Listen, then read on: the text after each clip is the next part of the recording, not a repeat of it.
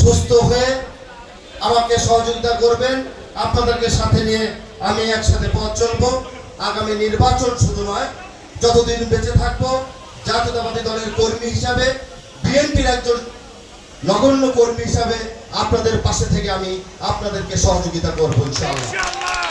তো একটা কথা বলে, বিএনপি বিশাল একটা বড় দল, বাংলাদেশের সবচেয়ে জনপ্রিয় দল, যেই দলের হাজারো হাজারো লক্ষ লক্ষ কর্মী দীর্ঘ 15 বছর 16 বছর মজলুমের মতো জীবন যাপন করে, যাযাবরের মতো জীবন যাপন করেছে।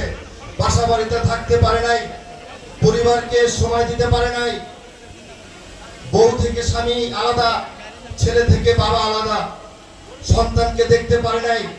কেউ জেলখানায় মা মারা গেছে, কেউ জেলখানায় তার বাবাকে হারিয়েছে। এই সমস্ত ভুলে গেলে চলবে না। দেশ নেত্রী আপসীর নেতৃত্বে আমরা স্বৈরাচারের বিরুদ্ধে আন্দোলন করেছিলাম। একমাত্র ঐক্যই পারে শক্তি যোগাতে, আর শক্তিই পারে সকল কিছুকে পিছু ফেলে জয়কে ছিনিয়ে আনতে। সেই কারণে বলি, সকল ভেদাভেদ ভুলে যাই, ছোটখাটো ভেদাভেদ ভুলে আমরা যদি একসাথে থাকতে পারি, আগামী দিনে ইনশাআল্লাহ বিএনপির ভারপ্রাপ্ত চেয়ারম্যান জনাব তারেক রহমান যদি রাষ্ট্র পরিচালনার দায়িত্ব পায়, আমি বলতে পারি আমিনুল হক সাহেব রয়েছে, আশা করি ইনশাআল্লাহ মন্ত্রী হবে। আমি একটা কথা বলতে পারি সাহস করে, যদি আপনারা সহযোগিতা করে আমাকে নির্বাচিত করেন, আমি একটা অ্যাওয়ার্ড পেতে পারি ইনশাআল্লাহ।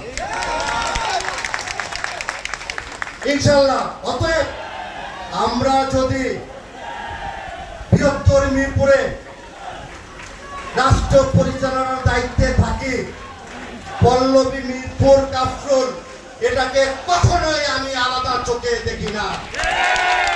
বৃহত্তর মিরপুরে আমরা সবাই একে অপরের ভাই। আমিনুল হক মন্ত্রী হলে আমাকে যাইতে হবে না, ফোন দিলেই কাজ করবে। মিরপুরের সন্তান, আর আমি যদি ছোটখাটো একটা অ্যাওয়ার্ড পাই, তাহলে আরো শক্তি পারবে আপনাদের ইনশাআল্লাহ। তবে আশা করি আমরা সকলে আজকের পর থেকে 13 নম্বর ওয়ার্ডে ইনশাআল্লাহ আশা, ভরসা, বিশ্বাস নিয়ে আমি বলি, দৃঢ়ভাবে বলি, কোনো ভেদাভেদ নেই, কোনো ভেদাভেদ থাকবে না। আব্দুল ভাই আমার বড় ভাই, আবার একদিকে আমার ছোট চাচার বন্ধু। দীর্ঘ আন্দোলন সংগ্রামে উনি, ওনার পরিবারও কিন্তু নির্যাতিত অন্য পরিবারের মতো। অতএব একজন বড় ভাই অভিভাবককে তারা রাজনীতি করে সম্মানের জন্য, সেই সম্মানটুকু আপনারা দেওয়ার চেষ্টা করবেন, তাহলে আপনি সম্মান পাবেন। তাই বলবো, আমি সকলের কাছে ভুল ভ্রান্তি ভুলে, মুরব্বীদের কাছে, আমরা যদি 5 তারিখের পরে কোনো ছোটখাটো ভুল করে থাকি, বাসায় গিয়ে তাদের কাছে ক্ষমা চাইবো।